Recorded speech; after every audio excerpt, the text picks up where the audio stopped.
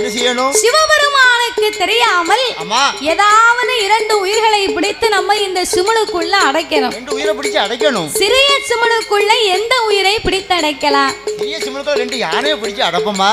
போகாது. ஆனையை போய் அதுல அடைக்க முடியுமாயா? ஆனை அடைக்க முடியாது. அப்ப நான் சொல்றேன், ஒரு 2 சிங்கத்தை பிடிச்சி அடைப்போமா? சிங்கத்தையும் அடைக்க முடியாது.